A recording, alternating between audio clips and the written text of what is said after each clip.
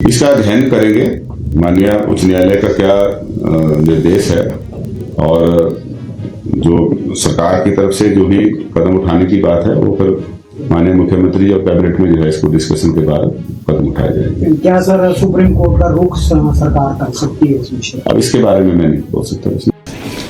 इसके 12,896 केसेस, कुल मिला के 5,10,000 हमारे टीसीपी मंत्री और कुल्लू में हमारे पार्टी के जो वरिष्ठ विधायक हैं श्री सुंदर सिंह ठाकुर जी, ये इन कार्यक्रमों की अध्यक्षता करेंगे। और दूसरा आपके ध्यान में लाना, जिसकी वजह से जो हमारे राजस्व संबंधी मामले हैं उनको सुप्रीम कोर्ट तक जो है वो चले। और कई जगह ऐसा भी देखने को मिला है कि लैंड रिलेटेड इश्यूज की वजह से ही जो है, और अक्टूबर 2023 से लेकर 31 दिसंबर 2025 तक कुल 5,10,257 राजस्व मामले थे, उनका निपटारा किया गया।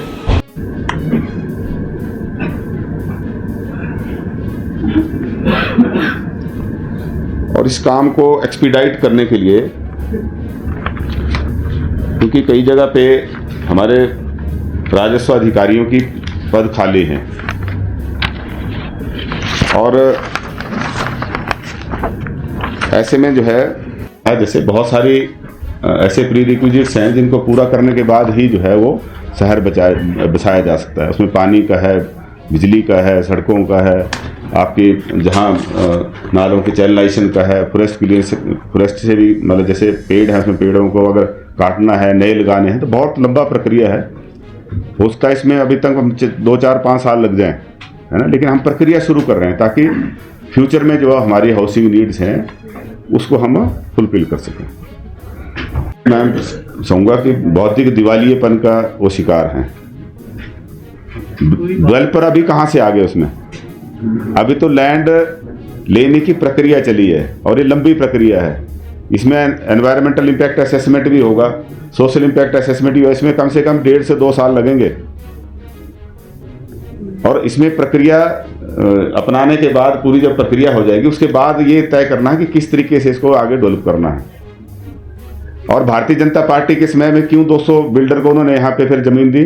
क्यों उनको 200 से ज़्यादा बिल्डर हैं जो भारतीय जनता पार्टी के समय हिमाचल प्रदेश में जिनको 118 में परमिशन दी गई घर बनाने के लिए, फ्लैट बनाने के लिए।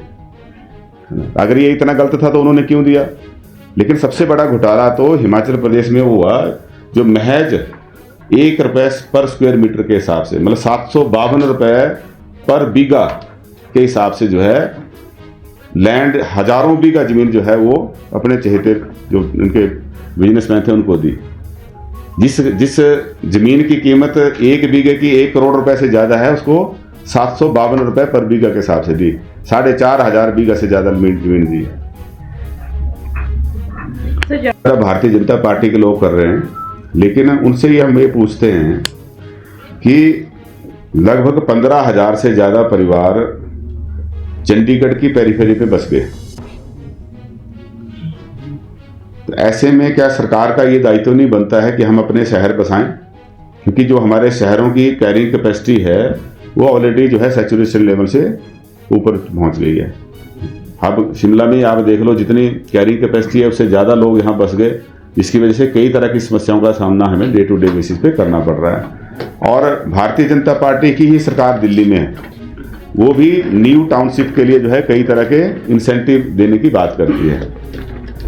चैलेंज फंड का उन्होंने किया। कई जगह पे जहाँ बीजेपी रूल्ड स्टेट्स हैं वहाँ भी नए शहर बस रहे हैं। अगर हरियाणा में गुड़गांव नहीं बसा होता तो आज हरियाणा जितने राजस्व की प्राप्ति होती है उसमें 60% जो है अकेले गुड़गांव से प्राप्त होता है। अगर पंचकुला नहीं बसा होता, चंडीगढ़ के आसपास के जो शहर बस गए, ये पिछले 20-25 सालों में बसे हैं। ये इसलिए बसे क्योंकि हिमाचल प्रदेश ने जो लोगों की हाउसिंग नीड थी उसको हम पूरी तरह से एड्रेस नहीं कर पाए। और आज इसके ऊपर जब चिंतन मनन किया गया तो नए शहर बसाएंगे और इसकी प्रक्रिया शुरू कर रहे हैं। ये सिर्फ कोई 2 साल में 5 साल में नहीं बसेंगे, अभी इसकी प्रक्रिया शुरू हुई है, इसके लिए लंबा समय लगेगा, लेकिन कभी ना कभी तो शुरुआत करनी पड़ेगी। इसमें विरोध सर ये इसी जो है कंसर्न जो हमारे मिनिस्टर्स हैं उनके साथ कंसल्ट करके जो है डेट, हर डिस्ट्रिक्ट में अलग अलग डेट होगी। सर जो ये रीइंगेज करने का फैसला लिया है सरकार ने पटवारी तहसीलदार, इससे आपको नहीं लगता जो बेरोजगार युवा हैं उनके साथ धोखा है? नई भर्तियां करके अगर उनको मौका मिलता तो ज़्यादा बेहतर होता। इसमें दो चीज़ें हैं, एक तो भर्ती की प्रक्रिया चली है, पटवारी के हमारे 564 पदों की भरने की प्रक्रिया शुरू हो गई है, क्योंकि ये ट्रेंड स्टाफ चाहिए। इसमें जो काम इनको असाइन किया है, इसमें ऐसा नहीं है कि हम अनएम्प्लॉयड यूथ को सीधा जो है इस काम को सौंप देंगे। जब तक इनकी ट्रेनिंग पूरी होगी तब तक ये केस और पाइल अप हो जाएंगे। इसलिए एक स्पेशल कैंपेन चलाया है और इसको निश्चित समय के बीच में निपटाना है। तो ऐसे में जो है इनकी सहायता ले रहे हैं। बेरोजगारों के ऊपर कोई सीधा असर इसका नहीं पड़ेगा, क्योंकि 564 पटवारी की पोस्टिंग हैं वो सीधे तौर पे भरने की प्रक्रिया जारी है, और पटवारी से ही फिर कानून को जो हैं वो प्रमोट होते हैं। लेकिन कई जगह पे जो प्रमोशनल पोस्टें हैं वो खाली हैं। उसका कारण ये है कि कईयों की जैसे जो मिनिमम रिक्वायर्ड सर्विस पीरियड है वो कंप्लीट नहीं है, पटवारी से कानूनों का है। दूसरा, कई जगह पे उनके जितने नेसेसरी डॉक्यूमेंट्स हैं, चाहे ACRs है या विजिलेंस क्लियरेंसेज हैं, कई वेरियस रीजन हैं जिसकी वजह से वो टाइमली उनकी प्रमोशन जो है इन पदों पे नहीं हो पा रही है। तो ऐसे में लोगों को ध्यान में रखते हुए लोगों की जो समस्याएं हैं उनको शीघ्र निपटाने के उद्देश्य से जो है ये कदम उठाए। जितने हमारे विभिन्न पहलू हैं उनको उनके सामने रखेंगे, चाहे वो, क्योंकि एनवायरनमेंट प्रोटेक्शन जो है हमारी प्रायोरिटी है। हम ग्रीन एनर्जी को बढ़ावा दे रहे हैं, इसीलिए जो है टारगेट रखा है कि 31 मार्च 2026 तक जो है ग्रीन एनर्जी स्टेट हिमाचल को बनाएंगे। और ग्रीन व्हीकल, उसके लिए हम इलेक्ट्रिक व्हीकल के जरिए जो है ग्रीन ट्रांसपोर्टेशन को, सस्टेनेबल ट्रांसपोर्टेशन को जो है वो बढ़ावा देने के लिए कदम उठाए हैं, चाहे वो इलेक्ट्रिक टैक्सी के माध्यम से है या दूसरी जो गाड़ियां हैं इलेक्ट्रिक गाड़ियों, उनके ऊपर सब्सिडी 40% तक देने का हमने जो है नीति बनाई है। सोलर एनर्जी को बढ़ावा देने के लिए भी जो है वो प्रदेश के जो हमारे युवा हैं उनके लिए सरकार ने अलग से नीति बनाई है, ताकि हम ग्रीन एनर्जी को ज़्यादा से ज़्यादा जनरेट करके प्रदेश के पर्यावरण को बचाने के लिए जो है अपना योगदान दें। क्योंकि प्रदेश में हमारे ग्लेशियर्स हैं, और ग्लेशियर फेड जो हैं हमारी 3 मुख्य नदियां हैं, ब्यास, सतलुज और जो रावी है। तो सिर्फ हिमाचल का इसमें भला नहीं है, बल्कि पूरे हमारा जो नॉर्दर्न इंडिया है, इसी की वजह से जो है हमारी ग्रीन रेवोल्यूशन की शुरुआत हुई।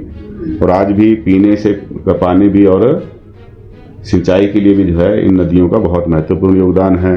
हाइडल पावर जनरेशन में बहुत बड़ा योगदान है। तो इसमें हिमाचल को कंपनसेट किया जाना चाहिए। हमने ग्रीन फैलिंग के ऊपर जो है पूरी तरह से बैन लगा रखा है, क्योंकि हम अपने वनों का जब संरक्षण करते हैं और वनों के संवर्धन के लिए भी योजना बनाई है, चाहे राजीव गांधी वन संवर्धन योजना है, उसमें हमने जो NGOs हैं, हमारे युवक मंडल, महिला मंडल है, उनकी भी भागीदारी सुनिश्चित की है। मकसद यही है कि हमारा पर्यावरण ठीक रहे। पर्यावरण ठीक रहेगा तभी हमारे ग्लेशियर बचेंगे, तभी नदियों में पानी हमेशा बहता रहेगा। लेकिन इसके लिए भारत सरकार को भी कहीं ना कहीं हमें जो है वो कंपनसेट करना चाहिए। ये मीटिंग कल होगी सर? कल होते हैं। उनकी सर्विसेज लेने के लिए,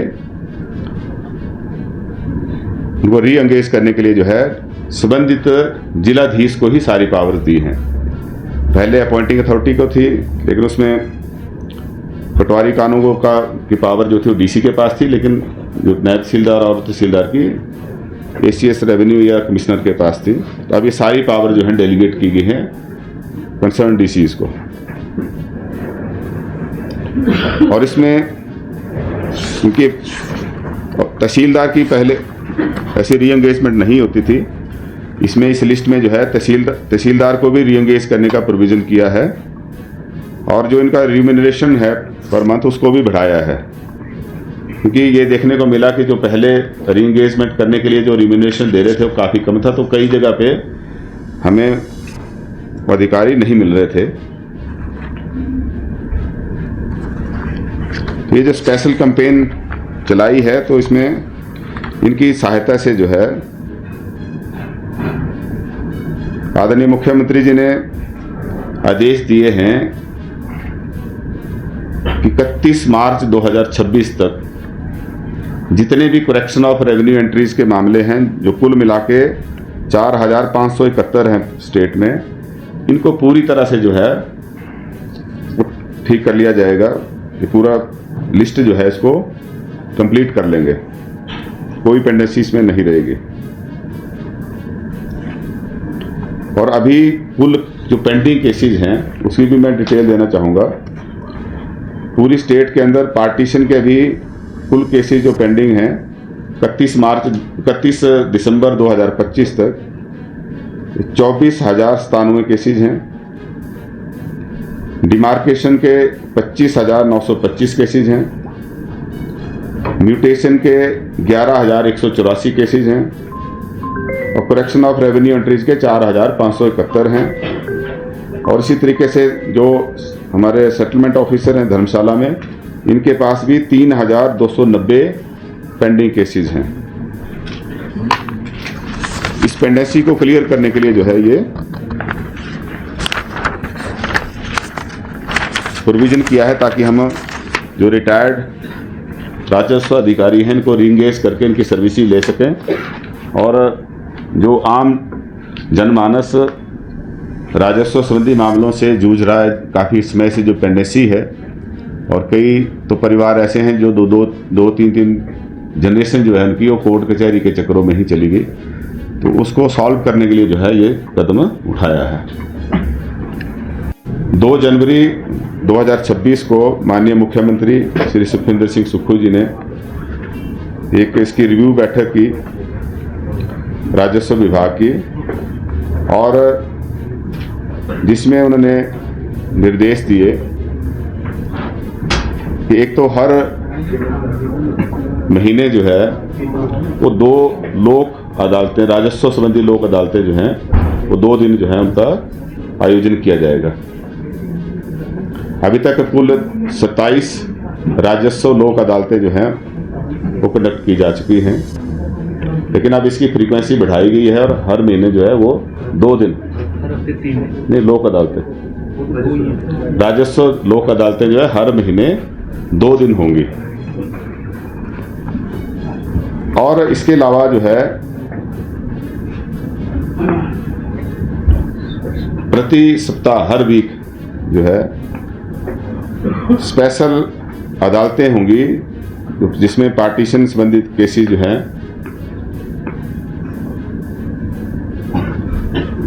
पार्टीशन के साथ इसमें म्यूटेशन के भी होंगे, अच्छा करेक्शन ऑफ रेवेन्यू एंट्रीज के हैं। और इसमें हर महीने हर वीक मंगलवार, बुधवार और वीरवार, ट्यूसडे, वेडनेसडे, थर्सडे को ये 3 दिन जो है वो करेक्शन ऑफ रेवेन्यू एंट्रीज जो है ये अदालतें लगेंगी। हर हफ्ते के आखिरी दिन सैटरडे को एसडीएम इसका रिव्यू करेंगे, जिस दिन ये अदालत लगेगी उसी दिन शाम को, और हर हफ्ते के सैटरडे को आखिरी दिन जो है एसडीएम ब्रीफ करेंगे डीसीज को, कंसर्न डीसीज को।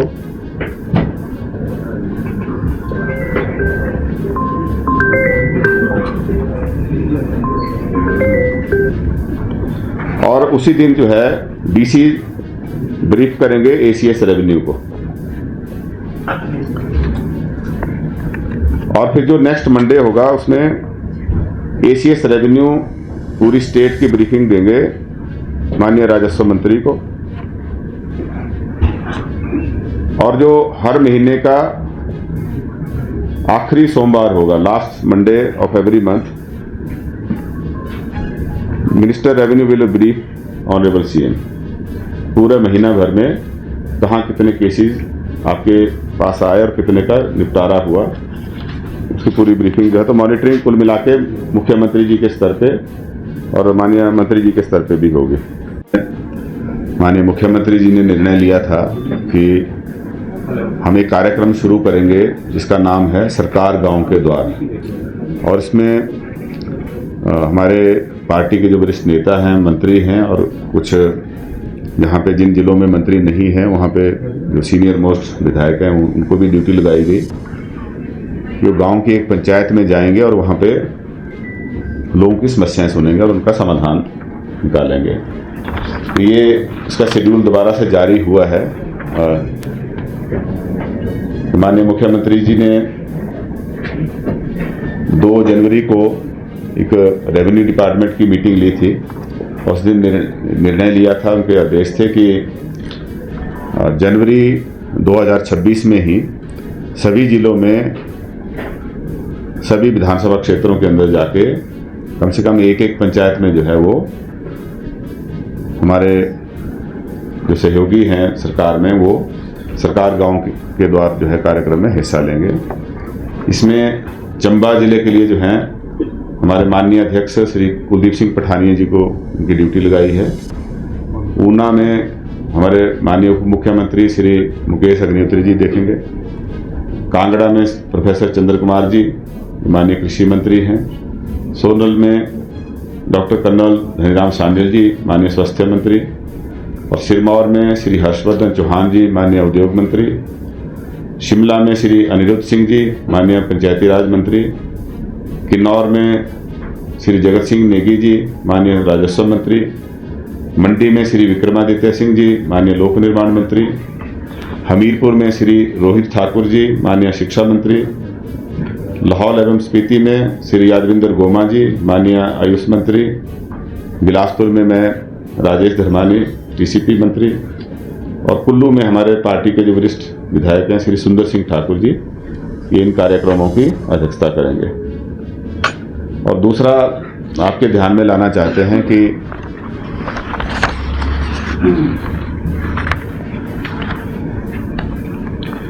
अक्टूबर 2023 में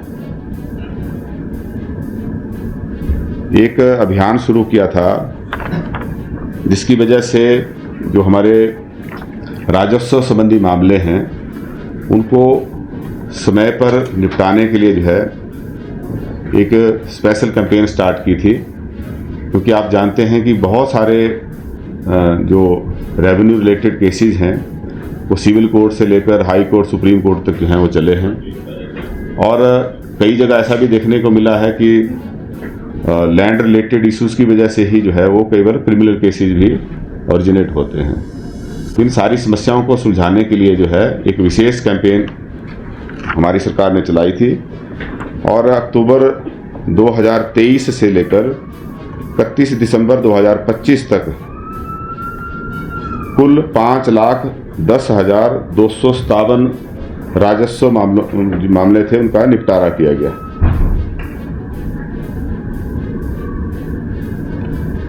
जिसमें म्यूटेशन के जो हैं 4,24,368 केसेज हैं।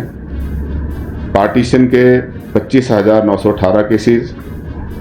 डिमार्केशन के 47,075 केसेज और करेक्शन ऑफ रेवेन्यू एंट्रीज इसके 12,896 केसेस। कुल मिला के 5,10,257 ऐसे केसेस का निपटारा जो है इस स्पेशल कैंपेन के जरिए किया गया।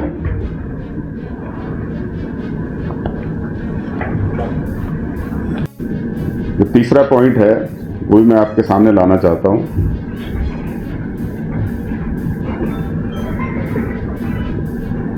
कुल मिला के जो हमारा रिसोर्स मोबिलाइजेशन का रिसोर्स बढ़ाने के लिए जो कदम उठाए हैं उसकी वजह से सकारात्मक परिणाम उसमें देखने को मिले हैं। और 1 अप्रैल 2023 से लेकर 30 सितंबर 2025 तक 26,683 करोड़ रुपए का राजस्व जो है कुल प्राप्त हुआ। और पूर्व की सरकार के इसी कार्यकाल की अगर हम उसकी तुलना करें 3,800 करोड़ रुपए जो है अधिक राजस्व हमें इससे प्राप्त हुआ है। 1 अप्रैल 2023 से 30 सितंबर 2025 तक 26,683 करोड़ रुपए का कुल राजस्व प्राप्त हुआ, जो पूर्व सरकार के कार्यकाल से अगर इसकी तुलना की जाए तो ये 3,800 करोड़ रुपए अधिक बनता है।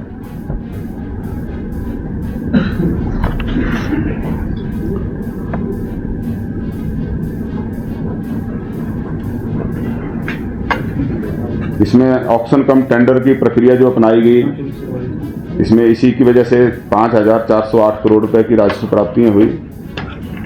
और 2023-24 में जो हमारी स्टेट एक्साइज ड्यूटी और वैट में ही 867 करोड़ रुपए की वृद्धि जो है इसमें दर्ज की गई थी। हमारा जो रेवेन्यू इसका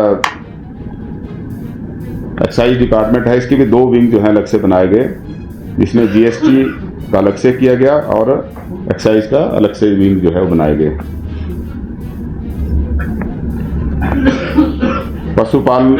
पशुपालकों को लाभ देने के उद्देश्य से जो है शराब की प्रति बोतल पर 10 रुपए का मिल्क सेस लगाया था, जिससे हमें अभी तक 287 करोड़ रुपए की राजस्व प्राप्ति हुई है। और वित्त वर्ष 2024-25 में देशी शराब पर 2 रुपए प्रति बोतल और अंग्रेजी तथा विदेश से आयात की गई शराब पर 5 रुपए प्रति बोतल पीके टैक्स लगाया था, प्राकृतिक खेती टैक्स, है ना, जिसे 25 करोड़ रुपए की राजस्व प्राप्ति हुई है।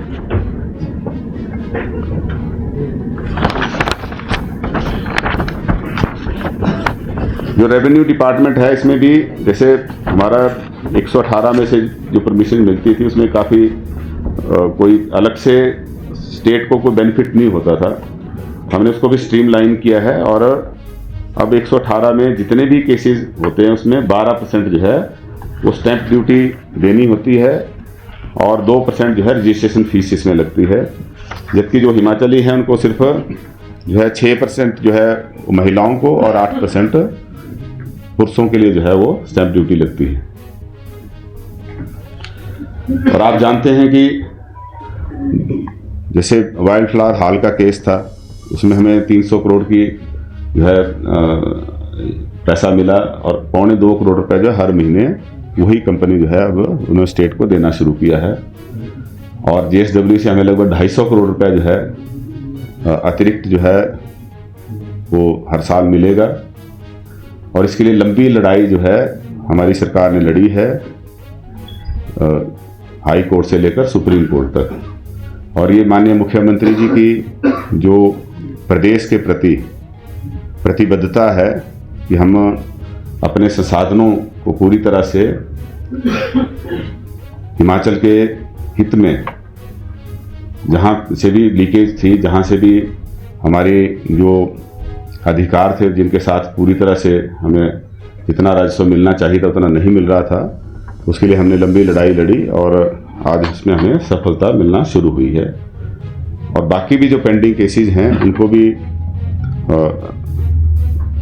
10 तारीख को जो है वो प्री बजट कंसल्टेशन माननीय यूनियन फाइनेंस मिनिस्टर के साथ रखी गई है, जिसमें जितने हमारे पेंडिंग केसेस हैं, चाहे BBMB से एरिया लेने की बात है, चाहे सानंद पावर प्रोजेक्ट की बात है, जो हमें नुकसान 15वें वित्त आयोग द्वारा जो रेवेन्यू डेफिसिट ग्रांट जो डिक्रीजिंग ऑर्डर में हमें दी गई, और GST कंपनसेशन हमारा बंद हो गया कि प्रायर टू GST रिजाइन जो है our VAT was increasing at the rate of about 14%, जो घटकर जो है अब 7-8% के बीच में रह गया है।